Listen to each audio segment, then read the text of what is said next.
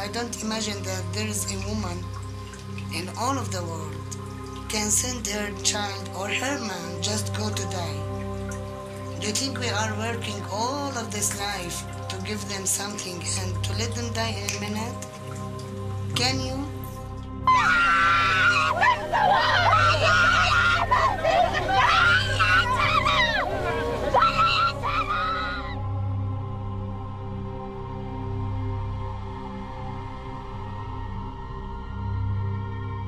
The suffering, the persecution of Christians, they've been robbed of their heritage. They've been robbed of their ancestral lands. They've been robbed of their culture. Some of the first converts to the teachings of Jesus were Palestinians. So that's how long Christians have been in that land. Their quarter, the Christian quarter, has been really, really decimated and taken over and sliced up. That has really bled the Christian community to where they're less than 2% of the population now. The presence of a Christian community within the Holy Land, can you imagine, where Jesus first stepped foot, will no longer be there.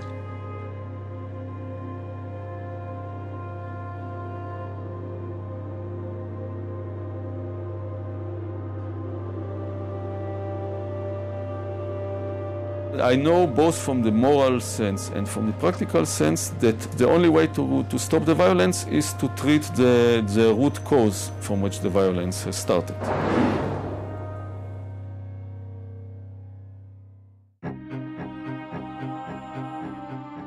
The number one myth that Westerners have about this conflict is that Arabs and Jews have been fighting for thousands of years and they're going to continue to fight. This is really quite bizarre because all it takes is a little bit of reading of history to find out that this just isn't true. There is no congenital historical enmity between the Arabs and the Jews. The Jews flourished in the Arab world at a time when they were being persecuted throughout all of Europe. At the end of the 19th century, because of anti-Semitism in Europe, European Jews began to try and figure out a solution to the Jewish problem. A very small minority adhered to Zionism, the idea that the only place in which they could be safe is within a Jewish state. Zionist Jews actually had a design on the land of Palestine, the idea of creating a homeland for Jews in the land of Palestine. And this is really the beginning of the conflict. The mainstream Israeli Jewish society believed, because that's the way they had been educated, that Palestine was empty, had been empty when the Jewish settlers came there. Who paid the price when they settled there? Is it really true that Israel was a land without a people for a people without a land? Palestine was not empty. It was a land populated by Arabs who had a high level of culture, high level of education. With farms and markets and towns and villages and roads and commerce and lots of interaction with the rest of the world. The population was overwhelmingly Arab.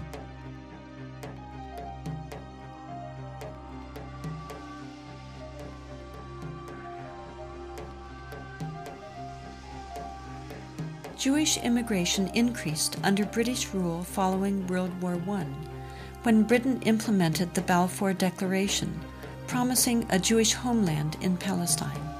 This measure conflicted with Britain's previous promise of self-rule for Arab inhabitants throughout the region. Britain was basically extremely supportive of the Zionist movement. It helped to establish all of the structures of a state. At the same time, the Arabs of Palestine were denied the right of self-determination.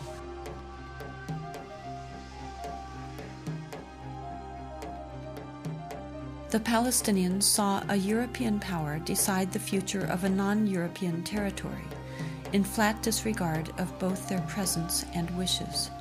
In the 1920s, as land was being stripped away from local residents, the first clashes between Palestinians and Jews began, and would continue on for years to come.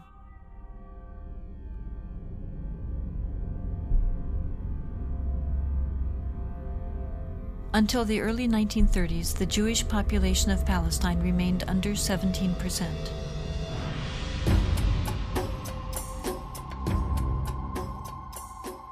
Hitler's rise to power in Germany completely changed that. In just 5 years, 174,000 Jews flooded into Palestine, doubling their population.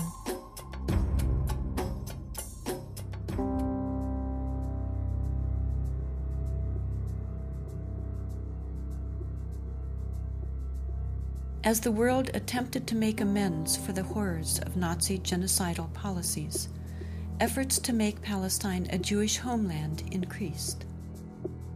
The Palestinians, they were not the Nazis. They were not responsible for the Holocaust. But they were the ones who paid the price. In 1947, with the conflict spiraling out of control, Britain decided to turn the problem of Palestine over to the United Nations. The UN, under pressure, proposed to divide the land into 2 states, an Arab state and a Jewish state. Arabs were to be given 43% of the land, despite the fact that they made up more than 2/3 of the population and owned over 92% of the land.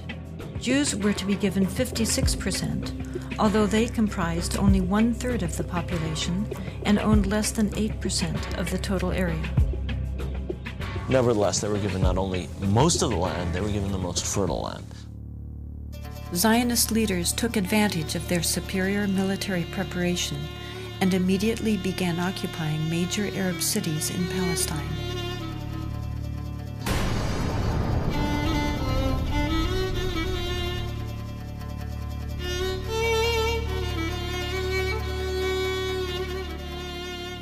I was among the people that conquered Akko.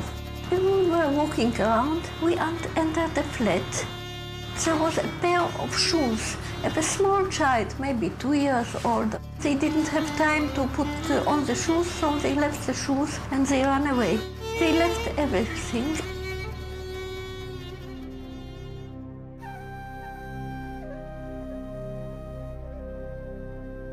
We found out that there was a systematic expulsion of Palestinians, and there was, as I said, there was an ethnic cleansing operation taking place. The most infamous campaign was the massacre at the village of Deir Yassin, where over 100 men, women, and children were systematically murdered. هذا البيت ما كان متخبين فيه أنا وولادي وأخويا موسى. ما كان لي أنا معد أخوي موسى مشان كان نتونس بالله فيه. هذا البيت. أجوا قالوا لما كنا بالبيت كنا مش كسر خبطنا الكنبلة وجينا صورتنا وبنت الصوابت اللي مسحوا ولادي. وكان بعد ما راحت المراكة الحالة كانت كسروا الباب عليهم وطلعونا. بدهم يقتلوا أخوي مسدبة فيه على وجهها اللي يقتلوه.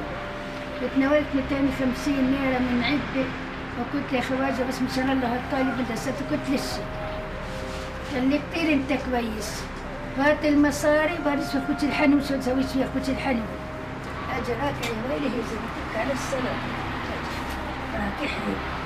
وجدت اليهود حط لك الخمس زيت ويكون راسك موسى قدامك. حط لك 5 مليون تحت راسك.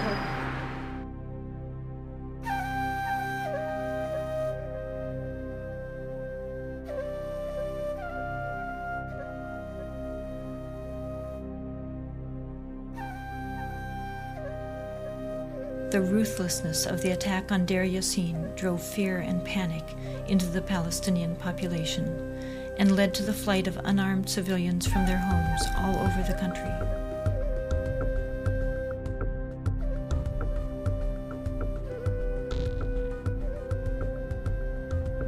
As a result, maybe 300 or so thousand Palestinians had already been expelled before the first Arab soldier entered Palestine.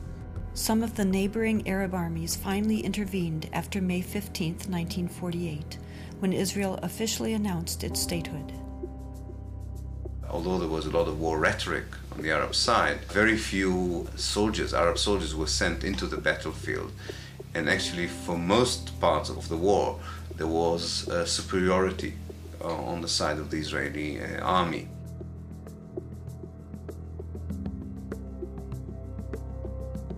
The Israeli army cleansed much of the territory and took over a large part of the designated Palestinian state. The new state of Israel encompassed 78% of the total land of Palestine. The West Bank came under Jordanian control and the Gaza Strip under Egyptian dominion. Although a truce was declared between Israel and the Arab states, true peace remained elusive, as over 700,000 Palestinian refugees languished in nearby camps, often in sight of homes to which they still held the deeds and a deep desire to return. Most of the deserted and evicted Palestinian villages were erased from upon the earth and were either turned into Jewish settlements or into fertile land. Of the 500 Palestinian villages in what became Israel in 1948, 400 were destroyed. These efforts to destroy the possibility of their returning home were countered by the United Nations, which continues to affirm their human right enshrined in international law and morality to return. A Palestinian who had lost her land or lost his land as the result of the creation of Israel in 1948 cannot come back even for a visit. I can go back to Israel as if I were returning and claim immediate citizenship, having no historic tie, speaking no Hebrew, knowing no one in the country, having no family who ever was there. All that one needs is being Jewish, a religious group like any other.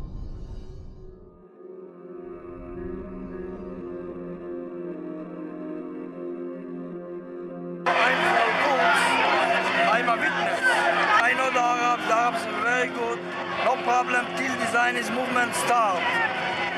My grandmother told me before the Zionist movement starts, they babysitting each other, the kids.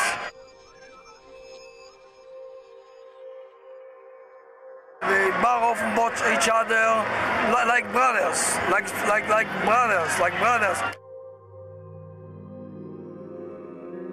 The idea of Zionism to take away the land from the Palestinians, from the Arabs, is starting the whole fighting. Not Arabs the problem, not Jews the problem, not Judaism, not Muslim, only Zionism.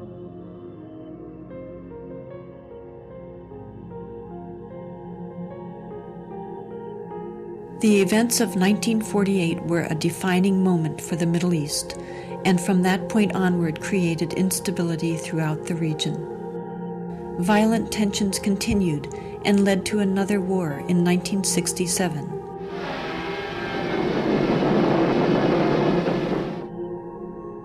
In that war, Israel occupied the remainder of historic Palestine, what is known today as the West Bank and Gaza. Another myth was that Israel was about to be pushed into the sea, but I was working in the State Department at that time. There was no question of Israel being pushed into the sea. The question was just the rapidity and the totalness of the Israeli victory, and the victory was crushing.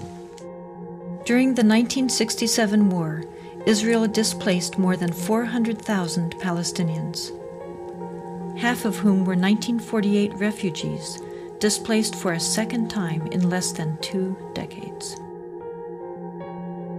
It became clear that the world was not going to address their plight.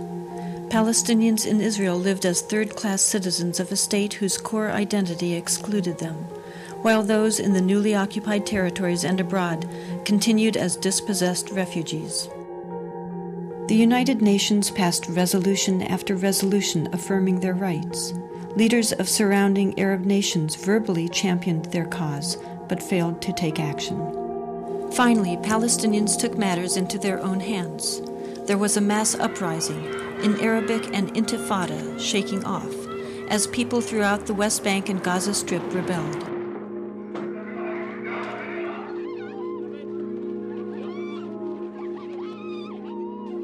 The Israeli government adopted a strategy, in the words of Defense Minister Itzhak Rabin, of might, power, and beatings, which became known as the break the bones strategy.